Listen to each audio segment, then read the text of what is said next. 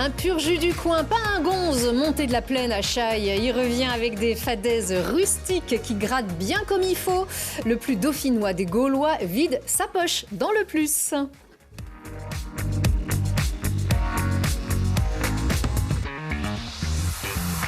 Serge Papagali, bienvenue à la maison. Merci, bonjour et merci de nous recevoir. Avec grand plaisir, vos niaiseries, comme on dit au Québec, elles nous accompagnent depuis plus de 40 ans. Inébranlable humoriste du terroir dauphinois, ambassadeur du Dauphiné dans la France entière, en ayant pourtant... Oui, bien sûr. C'est quand même fou d'être un ambassadeur du Dauphinois en ayant incarné un paysan breton. Je suis le seul acteur au monde qui joue effectivement un paysan breton avec l'accent dauphinois. Je suis effectivement le seul acteur. Même De Niro et Pacino, ils n'ont pas osé. Ils n'y arrivent pas surtout. Ils n'y arrivent pas, absolument. Ouais. Alors ça, c'est justement pour les plus jeunes générations. Oui. Moi, je vous ai connu bien sûr à l'affiche des grandes scènes parisiennes et même de la télévision dans les années 80. Allez, vous avez deux actus, mais avant ces deux actus, je voudrais qu'on regarde dans le rétro 2025 avec Kaamelott, donc le film deuxième volet, le prolongement d'une série de plus de 20 ans quand même. Ah oui. C'est à ça qu'on vous rattache désormais, à Kaamelott et à Guetnock, le paysan. C'est très bien, pourquoi pas. Il faut qu'on me rattache à quelque chose, c'est merveilleux. À ça, il y a d'autres choses. Si c'était que Kaamelott, effectivement, ça serait un peu dommage, mais tant mieux, rattachons-nous. Oui, pas le plus grand succès d'Alexandre Astier avec le film. En revanche, la série, tous les jours, forcément, vous êtes celui-ci qui, décidément, moi, je ne m'en laisserai pas de vous voir brailler dans la peau de Guetnock aussi. Et ça, c'était finalement une opportunité, une aubaine pour traverser les générations. Puis les premières images que je vous avais montrées parlent d'une révolte paysanne. Donc, on est d'actualité, sans savoir, l'actualité est permanente. Bien sûr. Mais ça a été une expérience fabuleuse qui s'est faite sans casting, sans rien, par pur hasard. Comme souvent, vous savez, dans ce métier, on me dit il faut avoir du talent. Bon, faut en avoir un peu, effectivement. Il faut avoir de la persévérance, il faut en avoir un peu. Mais il y a quand même un troisième élément qu'on oublie, il faut avoir de la chance. C'est-à-dire que des fois, il y a des rencontres qui ont lieu, d'autres qui n'ont pas lieu, un coup de fil, et puis un virage se prend ou se prend pas. Donc, il se trouve que la maman d'Alexandre Astier, Joël Sylvia, voyait mes spectacles depuis très longtemps, qu'elle a emmené voir des spectacles quand il était plus jeune, et puis que j'avais fait des tas de vidéos qu'on lui a montré, il était mort de rire, donc il m'a proposé de participer à ça avant qu'on sache que ça allait devenir ce que c'est devenu. Donc ça, c'est un hasard, c'est une chance aussi. Après Caméra Café, ça aurait très bien pu ne pas fonctionner ou s'arrêter tout de suite ou je sais pas quoi. Bon, il se trouve que oui, ça a marché et que ce rôle qui était écrit un peu pour moi, c'est vrai, c'est lui qui m'avait dit, on se vous voyait à l'époque, il m'a dit, je vous ai écrit un truc. Puis quand j'ai vu les extraits qu'il m'avait montré, les trucs avant, j'ai dit oui, là je veux bien participer parce qu'on sentait le talent du gamin. Et puis ça s'est démontré. Il vous a laissé carte blanche sur cet accent notamment. Il a écrit les dialogues, vous savez, alors il y a un principe professionnel qui est un peu compliqué. On parle souvent de la mémoire dans ce métier. Mais comment vous faites quand je fais un solo, 1h40 tout seul? La question rituelle, c'est comment vous faites pour savoir vos textes? Bon, c'est un métier, mais particulièrement avec Alexandre Astier, parce qu'il nous donnait souvent les textes HMC, comme on dit au cinéma, c'est au moment du maquillage. Et PAT, comme on dit au cinéma, prêt à tourner, si vous me montrez, je connais des PAD mots, en télé, c'est prêt à tourner, 2 heures après. Donc des fois, on apprenait les textes en 2 heures. Il était écrit au dernier moment. Mais ce texte était tellement pertinent qu'en fait, il y a eu peu de remarques. Moi, je crois qu'en 5-6 ans de tournage, 7 ans de tournage, il a dû me dire 2 fois, dis-le un peu plus vite ou dis-le un peu... C'est tout. Donc c'était naturel, ça coulait naturellement. Il a jamais... Puis l'ambiance a toujours été géniale avec ce mec, il faut quand même le dire. Et les premiers fous rires, c'est lui qui les prenait. Il y a des best-of, des extraits, pas des best-of, mais quand même des making-of qui sont sur le net qu'on peut regarder, où c'est lui en premier qui se marre. Et ça crée une bonne ambiance. Bien sûr. Alors si on se marre aussi, je pense que certains enfants aussi se disent « mais c'est Abra Raccourcix qui parle ». Et ça aussi, ça fait partie de vos dernières actualités. Vous incarnez le chef gaulois, le chef des irréductibles. Il y a un autre série qui va sortir bientôt, produit par M6, dans lequel je suis Abra Raccourcix encore. Je suis le seul acteur également, encore une fois au monde, qui double un personnage d'animation qui a la même gueule que lui. Donc ça, c'est très rare. Des poissons, des singes, des trucs comme ça. Moi, j'ai la même tête du gars que ben oui, c'est comme ça. Le Gaulois, la moustache du Gaulois. Le côté Gaulois, effectivement. Mais ça aussi, à Abra Raccourcix. Donc, j'ai le costume de Guetnock dans ma chambre et celui de Roi Raccourcix.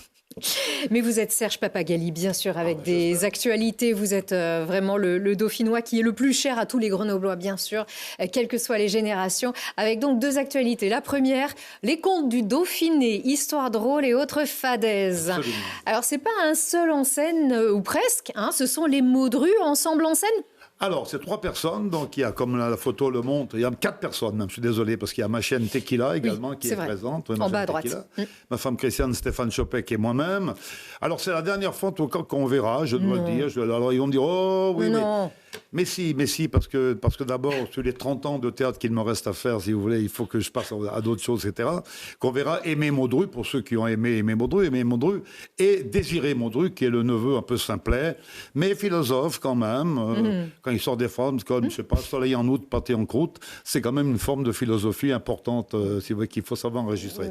Donc c'est la dernière fois, ma femme joue là, le rôle de l'animatrice qui fait la tournée, qui organise la tournée. C'est comme une soirée conte. C'est une soirée conte, oui. C'est pas ce qu'on voit là. C'est ça, ce sont les Maudru en pièces. Voilà. Ça, ce sont des pièces de théâtre. Ça, c'est la famille complète. Oui. Voilà, c'est ça. Sauf que c'est votre deuxième famille, en fait, les Maudru, c'est votre terrain d'expression. Écoutez, en plus, j'ai la tête aussi, encore voilà un autre, la tête qui ressemble, qui est très proche quand même du personnage réel.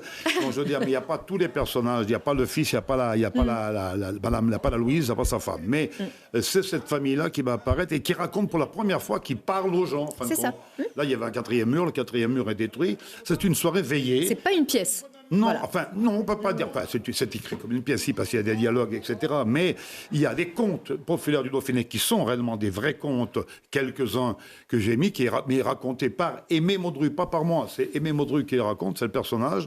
Il y a des histoires drôles qui sont des histoires qui se passent dans la région, réécrites par moi, bien évidemment. Et puis il y a les fadaises. Les fadaises, c'est tout ce qui est écrit théâtralement, qui se passe entre Madame Delamotte, elle s'appelle l'organisatrice de la tournée, entre Désiré Maudru et moi. Ouais. Donc ça, il y a tout un dialogue de théâtre qui parle religion, qui parle politique. On parle du problème des paysans, qui est un problème qui me tient à cœur, comme vous le savez, une partie de ma famille l'était. Et quand je vois ces gens qui ont du mal à survivre, ça me touche beaucoup et j'en parle dans le spectacle. Donc il y a un mélange de contes, d'histoires drôles réellement et de fadaises, comme on dit dans le titre. Mais vous le disiez justement avec Guetnock tout à l'heure et sa révolte paysanne, avec ce monde de cette grogne paysanne qui enfle et qui nous ramène à l'essentiel finalement. Est-ce que vous aussi, ce spectacle, cette famille Maudru, ce terroir ici, est-ce qu'il tend lui aussi à se recentrer vers l'essentiel dans ce monde qui perd la boule ? Alors moi, c'est vrai que les personnages que je montre sont des personnages un peu de l'ancien temps. C'est-à-dire, c'est comme je dis, mon fils a pris la suite, il gère la ferme maintenant dans un spectacle, mais tout à l'ordinateur. Lui, c'est Aimé Maudru, c'est pas se servir de l'ordinateur, c'est l'ancienne génération, bien évidemment. Mais je crois que ce milieu, alors il revient un petit peu par l'intermédiaire de ce qu'on appelle les néo-ruraux. C'est-à-dire qu'aujourd'hui, il y a des jeunes qui reviennent. Et qui font du bio, qui font des choses, peut-être la qualité, ils ont peut-être compris qu'on peut revenir sur ces fermes de l'après-guerre, celle dont je parle moi, où on faisait, le gars faisait son lait, où il y avait 2 vaches, où ils faisaient du bio sans le savoir, ces gens, à l'époque. Pour survivre. Absolument, pour survivre. Et ils avaient 10 hectares, comme je dis dans ce spectacle, en pente, et pas 500 hectares à plat, c'est pas la Beauce, c'est le Dauphiné, si vous voulez voir. Tous ces petits paysans d'après. Donc, aujourd'hui, ils existent encore un peu. Presque plus, parce que maintenant, pour survivre... Mais il y a des jeunes agriculteurs qui ont encore ce genre de problème, toujours, et ça me touche beaucoup, et j'en parle dans le spectacle. C'est un monde, voilà, par le biais de la famille de ma femme et une partie de ma famille à moi, qui était de ce monde agricole. C'est un domaine dans lequel je me sens à l'aise et puis je suis touché par le problème. Voilà. Surtout qu'en rire, ça nous permet aussi de se sentir bien, finalement, dans ce monde-là. Ça nous permet d'aller bien. Surtout, j'en ris d'une façon tendre, je ne moque pas jamais. Il y a des gens qui ont cru à une époque. Il y a eu un film qui était sorti, que j'avais tourné, un long métrage, les gens pensaient également que... une soirée, il m'avait dit, vous vous moquez un peu. Il a dit, vous n'avez pas compris, je ne moque de personne, surtout pas de ces gens-là. Mais j'essaye, pour leur parler de leurs problèmes, d'en rire. Oui, rire, c'est bien dans un monde actuel, quand vous voyez les gens qui dirigent la planète. Il y a quand même 2-3 personnes à l'ouest et à l'est. Oui. Alors, à l'ouest, c'est un peu difficile d'en rire. À l'ouest aussi. Voilà. Mais au milieu, avec un peu d'humour, on s'en sort mieux quand même, je pense. Oui, exactement. Et s'il est encore temps d'ailleurs, les 7 et 8 février... Alors, oui, c'est ça. Les 7 et 8 février, c'est à Chambéry et le 6 mars à Challes-les-Eaux. Voilà, c'est pas très loin de chez nous. Allons-y, voilà. Et ça, au moins, on peut rire avec vous, bien sûr. Et puis, en mars 2027, c'est le grand moment, c'est le summum.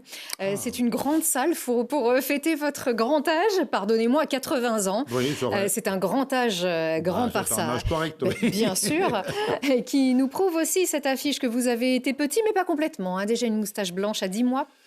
Je pense qu'on me l'a gribouillé. Je ne sais pas quel saloupio qui m'a gribouillé ça. Alors des gens me disent qu'ils arrivent à reconnaître mon visage. J'avais 10 mois, effectivement. Complètement. J'avais 10 mois, c'était hier. Donc effectivement, peut-être qu'il y a une espèce de banane. On croit fait que des bananes à l'époque. Ma maman m'avait fait une banane. Côté rocker, je ne sais pas. Bon, voilà. C'est trop mignon. Donc ce spectacle, je vais le créer. La vie, virgule, s'écoule. Vous avez vu, vous comprenez les deux sens de ce qu'on entend. Donc la vie s'écoule et elle est cool pour le coup, en point de compte, c'est bien. Il vaut mieux avoir des soucis vivants que de pas en avoir mort. Oui. C'est ce que je dis au début de mon solo, qui est déjà écrit, que j'essaye de peaufiner actuellement, que je créerai en octobre, et puis que je vais tourner dans toute la région Rhône-Alpes et au Sommum le 19 mars, effectivement, et peut-être un petit peu plus loin. Peut-être en dire un mot, je ne sais pas si on peut en parler encore. À l'Olympia, on peut le dire, on en est fiers. Au mois de mai 2027 à l'Olympia. Voilà, ça on en est très fiers. Voilà. À l'Olympia, alors déjà d'abord à Grenoble avec un spectacle entre nous, où on est tous fiers d'être dauphinois. Vous vous rendez compte aussi que ce que vous cultivez encore, et je rattache aussi à la sémantique de l'agriculture et de ce monde paysan qui vous est cher, mais à quel point vous redessinez aussi le dauphinois.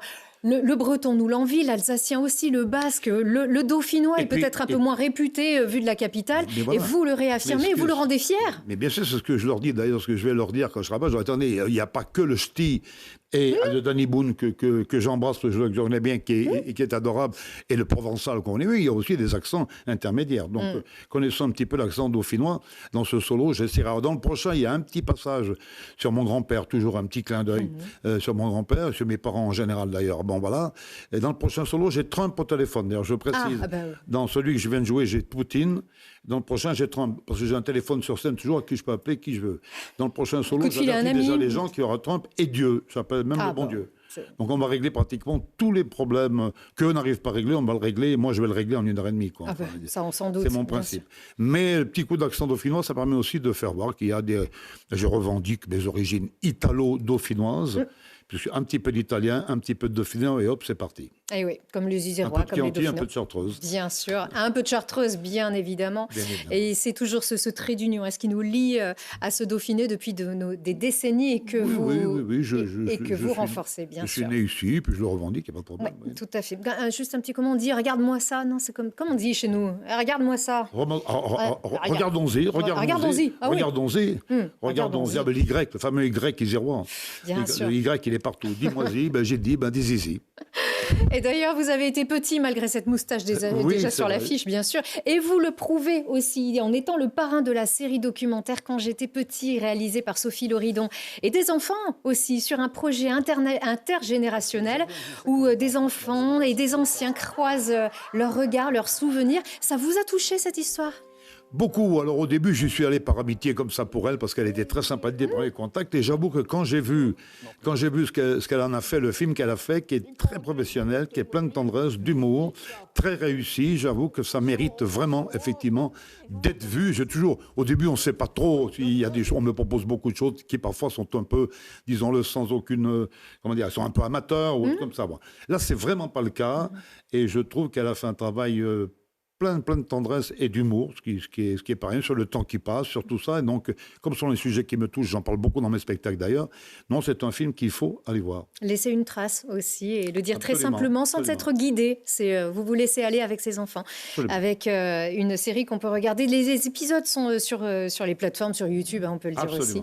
Et voilà, une très belle série documentaire de notre amie Sophie Loridon.